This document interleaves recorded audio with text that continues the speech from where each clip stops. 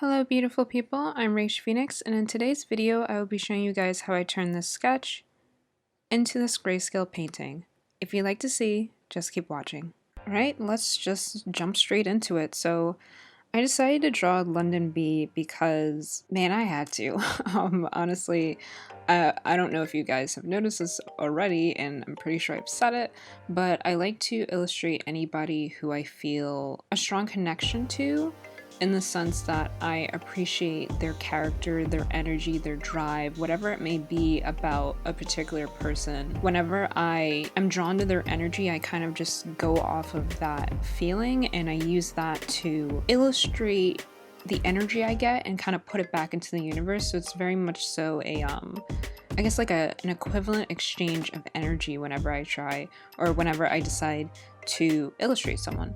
So with Londynn B, man, she's so dope. I love Londynn B because watching the show Rhythm and Flow, I just love her passion, how much you can see and you hear in her lyrics and the way she delivers what she's saying, how much she loves her family and her upbringing. And man, like the times when she's performing on stage or when she's about to go on stage and she's about to perform, and how she talks about her daughter and how much she is doing this for her daughter, for herself to kind of be writing this history of what is possible, you know, and showing that to her daughter. That is so beautiful. And it's like the way that she delivers what she is saying, like her rhythm of speech, her energy, the way it it's so hard to put into words, but it's just like I just love her passion, her drive, her presence, her delivery of what she's saying whenever she's on stage and performing. Like she just has this energy that's completely undeniable, and I'm so drawn to that. The thing I loved most about watching Rhythm and Flow is, like, first of all, I am so moved by music. Like, as an artist, whenever I am drawing or working on something, if I'm not watching anime, I'm definitely listening to music, and music has always been something that moves me, inspires me, keeps me going. It's like I can put my favorite song on repeat and listen to that for hours and work on a piece. Like, music is kind of just like an essential part of my creative outlet. So I'm already connected to music, so watching Rhythm and Flow definitely had an impact on me in terms of kind of just like believing in yourself. Like, one of the things that I sometimes forget, because I think it's very easy in general to admire certain people in terms of where you want to be. So it's like, if you want to be a rapper, you may have your favorite rapper, and it's possible that while you have this favorite rapper, you also want their validation. But if you don't fuck with yourself enough, if you're not grounded in what you are doing and your energy and your story and your journey, it's difficult. You know, like, people connect with you from you know, like, energy isn't something you can fake. And what I'm pretty much trying to say is watching Rhythm and Flow reminded me how important it is to be grounded in you, to believe in yourself, to be the first person to believe in you before anybody else does. It reminded me that, you know, regardless of who's in front of you, or regardless of who you admire, regardless of whose approval you may want, you need that from yourself. You know, like, you need to be your biggest fan, you know? And it shows when people say what they're saying, because real connection comes from truth, like your being, your essence, your energy. Like, I've seen it in so many creatives. There's this moment when they're creating from their source energy, like they're being in their essence, and that's something where they're bringing that energy into the space with you, and you're able to see it and feel it on the same level that they do. Like, it's no longer them focusing on anything else other than what they're like doing in that moment, you know? It's so dope seeing artists who believe in themselves. It's so dope seeing artists who remember their story, because when they're going on stage and performing, there is no room for, oh shit, that's Cardi, oh shit, that's T.I., oh shit, that's Chance the Rapper. Like, it's just, I'm here to perform whatever I gotta perform, and I gotta make it fire. I gotta make it hit. I gotta make it connect with people, and like, that is it, you know? And I think it's very easy to get lost in other things, but it's like I feel like the more you're connected with your source and your essence and your being, and you believe in yourself and you bring that, like, that is the moment you make real connections. That is the moment when you shine. That is the moment where people really see you because you can see yourself. While I was working on this illustration, one of my main challenges was pretty much thinking three-dimensionally while looking at like a 2D picture, because for a very long time my mind has been translating whatever I'm drawing in a two-dimensional form. And the difficulty with that is things look flat and don't capture the mass or the depth that I want it to. Like, that's pretty much like the direction I want to head in with my work. I really want things to feel tangible, regardless of the fact that it's like a flat 2D piece of paper or canvas or whatever it may be in the way that I'm presenting it. I'm really working on getting a better understanding of things three-dimensionally. So while I was working on it, mostly in the sketch phase, when I had developed the sketch, the main thing I was thinking about is the skull. How does the skull look when it's turned at this, like from the side? How does that affect how the cheekbones appear, how the temples appear, how the forehead appears? Does that affect how the head sits on top of the neck? Like, there's so many things that I had to three-dimensionally translate in my head, and the more that I understood it and the more that I was able to get a better understanding of how I can communicate that through my work, I felt like it definitely helped me convey certain things, like her hand on her face, like pretty much like how does that affect the size of her hand in relation to her face? Like, you know, like there's so many things that I had to take into consideration on top of what I've been learning about anatomy itself. So that was definitely a challenging thing while working on this piece in general. And then also just the transition from the sketch to the line work. There were certain parts of the sketch that I didn't know at first how to translate into line work, because line weight, as I've said before, plays a very big part in my style, and I like to play around with line weight to show differences in mass.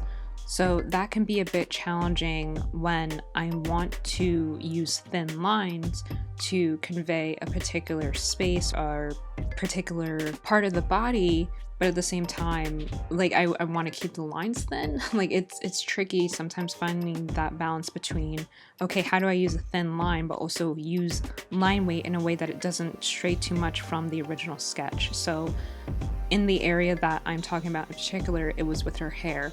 So her hair, I loved the way I sketched it. I made it a point to make sure that I use very loose strokes, so I wasn't really confining myself and being like very I don't know, aggressive or sturdy in the way that I was drawing those lines. So the way that I had to translate that into line work, it was a bit scary. Like sometimes I second guess myself because I'm just like, okay, how can I translate this and still get kind of like that weightless feeling in her hair? But I ended up just sticking to what I had and kind of just like adding a little bit of line weight, but not going too crazy in thickness in a way that made it seem too different from the original sketch that I really appreciated.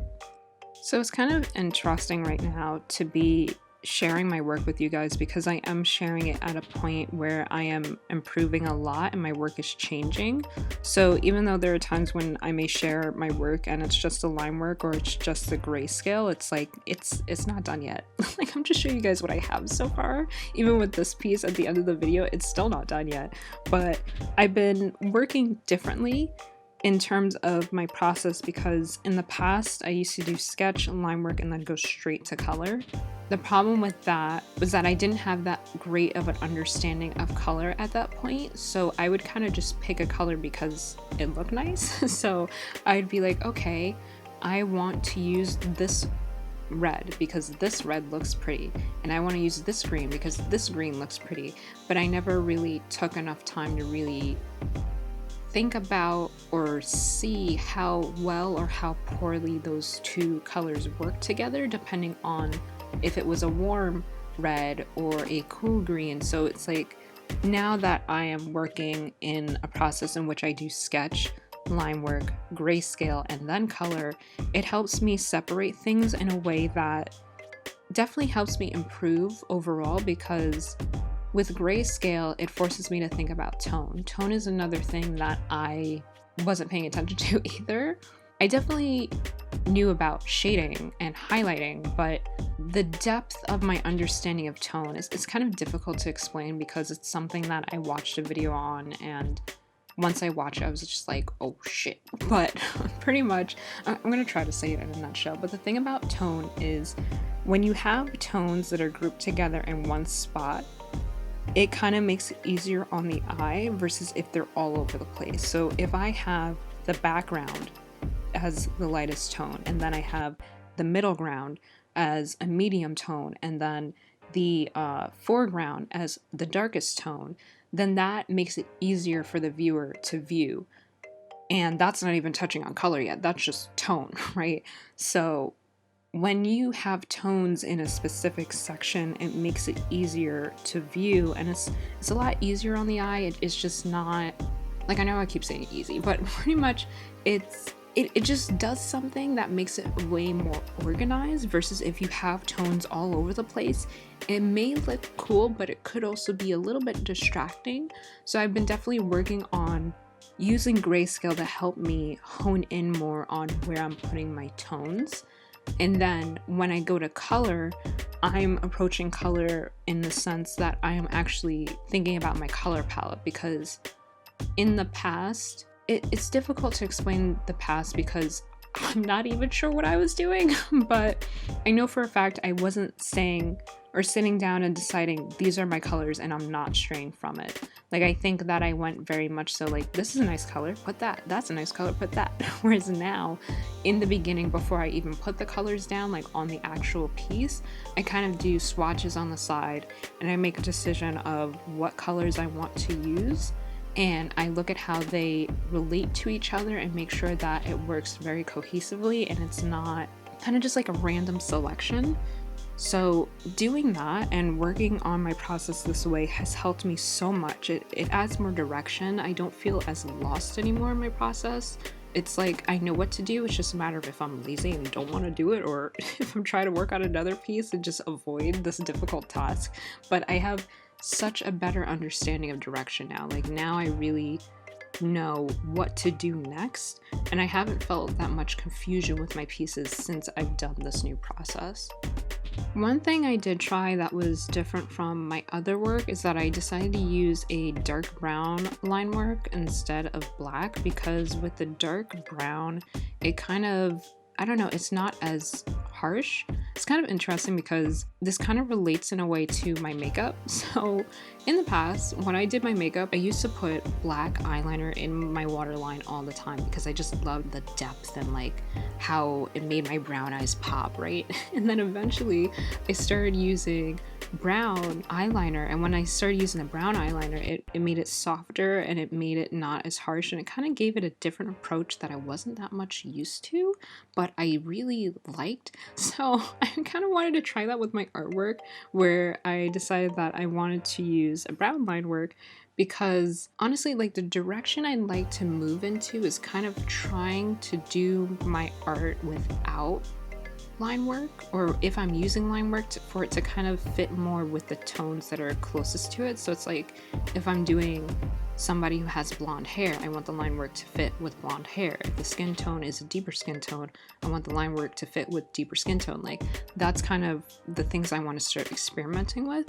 So with using the brown line work, it's very interesting and subtle. Like, I noticed a very subtle difference, but it's also interesting to kind of see how it changes the piece. Like, it's clear in my vision. Like, I don't know if other people viewing it may be like, oh snap, it's brown, it's not black. Like, I don't know if they'll be able to see it as clearly as I do, but it was like a nice little thing to change.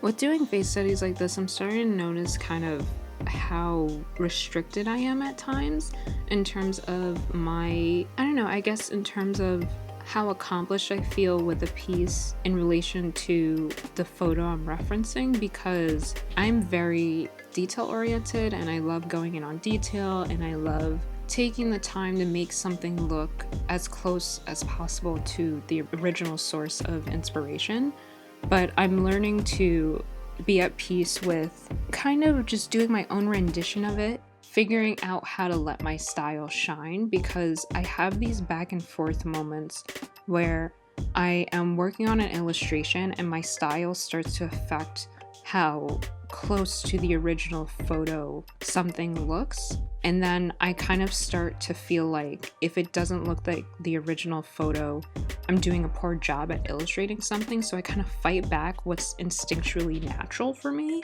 and then those are the moments where I get really frustrated because my mind wants to do something, or my particular style wants to do something in a specific way, but then I'm just like, no, that's not okay because it doesn't look like the original photo. So I'm learning to let my style shine more and let whatever happens, because I don't know, I guess maybe the way to put it is I'm too hard on myself. Like I feel like, I don't know, like sometimes I feel like I'm not doing a good job if it doesn't look exactly like the original. But then at the same time, I'm just like, okay, like this is art, like there's room for changing things, like there's room for illustrating something differently. So why am I putting so much pressure on myself to look exactly like the original? And then when I have those thoughts, I'm like, oh, okay, maybe it's not that bad. Maybe, I guess I'm doing fine. You know, it's like, I have those back and forth moments a lot. So while I was working on this piece, that was one of the things that I kind of was thinking about, because specifically with tattoos. So with her tattoos, I was thinking, okay, if this doesn't look exactly like her tattoos, like, am I at peace with that? Like, can I simplify it? Is it okay if I simplify it? And there was a part of me that's like, no, like, those are her tattoos, like, she has them for a reason, they're important, you better get it right. And then there's another part of me that's just like, okay, like, what if I get the generalized idea of what it is? Like, if there's some areas that aren't clear and then some areas that are clear, which could be in the areas that are more, I don't know, I guess more on display, kind of like her forearms. Like, it's easier to see her forearms, right, in this piece, but it's like if I'm drawing a tattoo that's on her chest, like her chest area isn't a dominant space that occupies most of this canvas. So if I do the chest tattoos more simplified, but then I do the forearm tattoos more detailed, like, is that okay in my mind? And there's a part of me that's just like, okay, like, you know, that makes sense, like that's a good idea, but then sometimes I'm just like, oh damn, like I screwed it up, I shouldn't do that. You know, so I'm having these moments where I'm really just trying to be at peace with what I can do and allowing my style to shine more. Anyway, that's it for today's video. Bless up, and until next time, sending out much peace, love, and enlightenment. Bye guys.